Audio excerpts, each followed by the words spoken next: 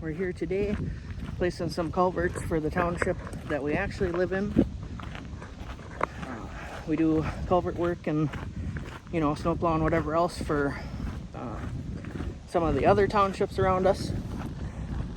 We went and bought, we ordered some fold-out road closed signs. So we made a couple $100 investment for signage now, which honestly it doesn't hurt to have it. I don't think. Alexis agrees with me. So, you know, one of them things that we don't have to pull for later on when we're doing other culvert work or whatever. Luckily, this isn't a dead-end road or anything, so there is a way to get to all the houses either way, so that's good. The road here, I believe that this road culvert is 40 feet long. We got to put aprons on it. And then we have a driveway culvert in the right-of-way that's going to get replaced probably tomorrow, depending on how this one goes. But that's the plan as of right now, so that's where we're at. Yeah. Oh wow. Now that's a nice culvert. Oh, so smooth. Alright, so today I'm going to be working on our Dozer here a little bit.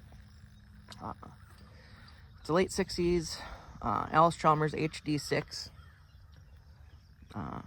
So this is, when we got the machine, it had like a long direct drive starter. I put this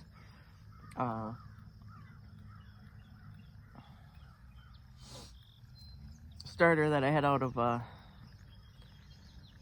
pulled out of our dump truck, because it's the same, it's like the updated version of the starter, but this one was also an older starter, so I ended up getting this brand new one.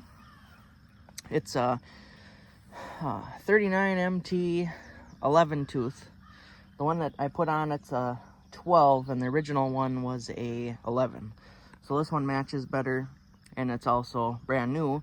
And the starter that's on here, I was having trouble with it even wanting to turn over. So I'm also thinking that could be the battery capacity, because the people that we bought it from just had one battery in it, and that's all like it's supposed to be.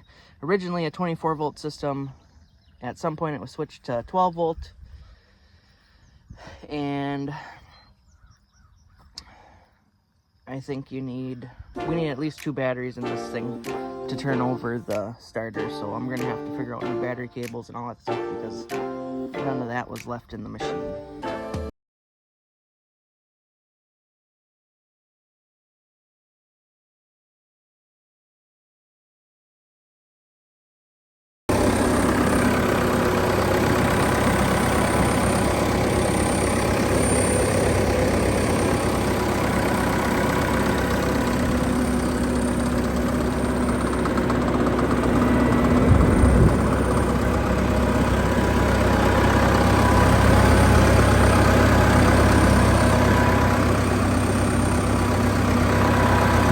So I've been working on the Dozer, all that good stuff, seen the videos, but now getting equipment ready to move to the next job. So, you know, greased, fueled, def, which is just great because that's what we need, right? And my dang fuel hose blew out right up by the pump, so now my truck's covered in diesel fuel. So that's cool, but so I'm gonna fix that. And yeah, that's where we're at today.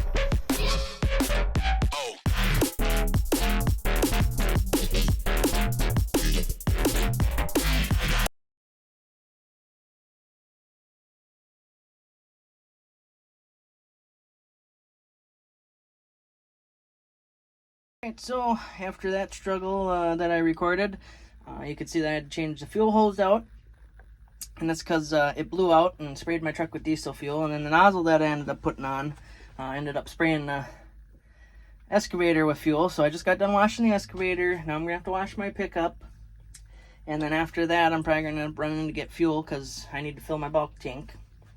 But I got this thing filled with def and fuel, and you know, I got a different hose on there. That's just another, that's off of a spare bulk tank that I had. But that hose is like half the length, so that's just not going to do. So I'm going to have to look for better hose. I'm also having a problem with my fuel pump on the bulk tank. After it runs for a while, I think it gets hot and then it quits. So I'm going to have to probably swap my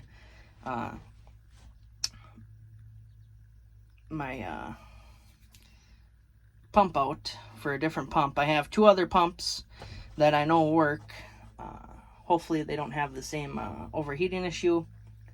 The problem with the one pump is it's hardwired, I think, so I'd have to add another switch in line. The other one should be, you know, all ready to go, and I'll kind of see what I end up doing. But I'm just not, I haven't got to it yet, and I really should, because it's taken a long time to fuel the equipment, having to turn it off, let it cool down, turn it back on, and it's just a bummer. So that's also something I'm going to have to work on. Obviously, I didn't get to work on the Dozer as much as I wanted. I need to do battery cables on that, and I need to call a place out in Utah that sells a lot of parts for that machine. They carry the parts for it. But I need to put new brake material on the brakes, or the shoes, or whatever you want to call them. They're like a band, brake bands. So I need to call about that, give them the serial number so that they can give me the right parts. And in order to do that, I'm going to have to take the fuel tank off and the battery boxes. So at this point, I'm not quite, you know, sure that I want to monkey with putting batteries in it and then have to take everything apart again. So I'm not quite sure what I'm going to do there yet, but I might still try to get the battery cables ran and everything just so it's done, so that when I do get the brakes fixed, it's good to go. Which at this point, the brakes do currently still work. They're just not, they're adjusted all the way down from what the previous owner said.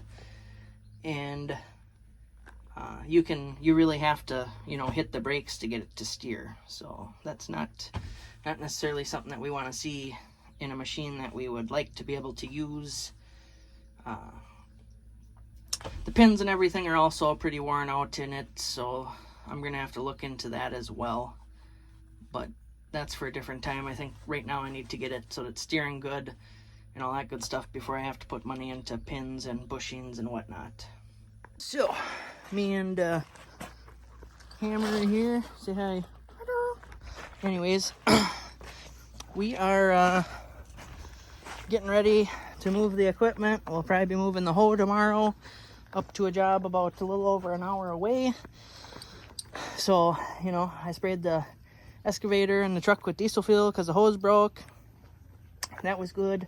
I just finished rinsing all that good stuff off, and the hose loaded, ready to go. So that'll be getting moved tomorrow. The project starts on Monday or Tuesday. We'll kind of see how we're feeling about life and if we want to take, you know, the 4th of July off.